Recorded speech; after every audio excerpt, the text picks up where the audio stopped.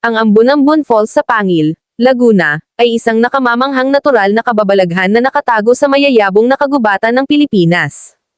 Ang falls ay binubuo ng ilang cascading tier ng tubig, na lumilikha ng isang nakakabighaning tanawin na nakakaakit ng mga bisita mula sa malayo at malawak.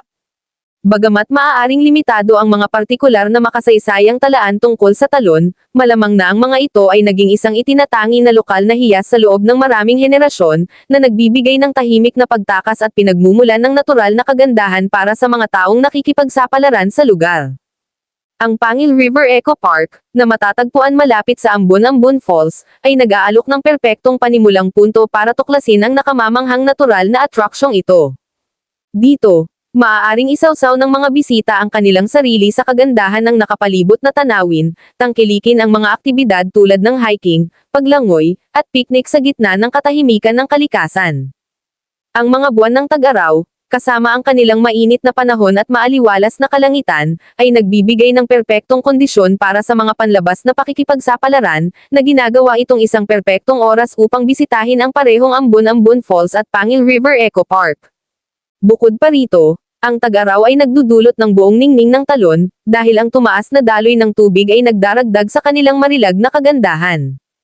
Maaaring masiyahan ang mga bisita sa malamig at nakakapreskong tubig ng talon, na nagbibigay ng malugod na pahinga mula sa init ng panahon. Naghahanap ka man ng pakikipagsapalaran, pagpapahinga, o simpleng pagkakataong makaugnay sa kalikasan, ang paglalakbay sa Ambon-Ambon Falls at Pangil River Eco Park ay nangangako ng hindi malilimutang karanasan sa gitna ng mga likas na kababalaghan ng Pilipinas. Para naman sa Pangil River Eco Park, na matatagpuan sa malapit, nag-aalok ito ng hanay ng mga aktibidad para sa mga bisita upang tamasahin sa gitna ng kagandahan ng kalikasan. Ang ilan sa mga aktibidad na maaari mong gawin sa Pangil River Eco Park ay kinabibilangan ng river trekking, galugarin ang magandang tanawin ng Pangil River sa pamamagitan ng pagsisimula sa isang river trekking adventure.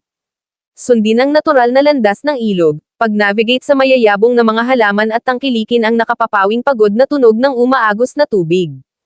Paglangoy, magpalamig mula sa init ng tag-araw sa pamamagitan ng paglangoy sa napakalinaw na tubig ng Pangil River. Mas gusto mo mang lumangoy sa mga tahimik na pool o sa ilalim ng mga cascading waterfalls, maraming pagkakataon upang tamasahin ang tubig. Piknikang, manahimik para sa isang masayang picnic sa gitna ng tahimik na kapaligiran ng Eco Park.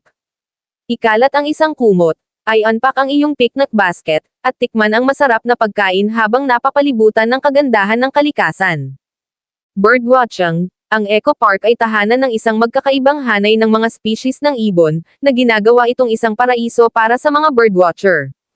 Dalhin ang iyong mga binocular at camera upang makita at makuha ang mga larawan ng mga makukulay na ibon sa kanilang natural na tirahan.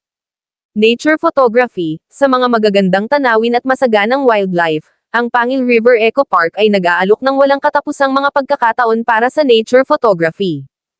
Kumuha ng mga nakamamanghang larawan ng tanawin, flora, at fauna upang mapanatili ang iyong mga alaala sa iyong pagbisita. Camping. Para sa mga nagnanais na pahabain ang kanilang pamamalagi, ang mga camping facility ay maaaring available sa Eco Park.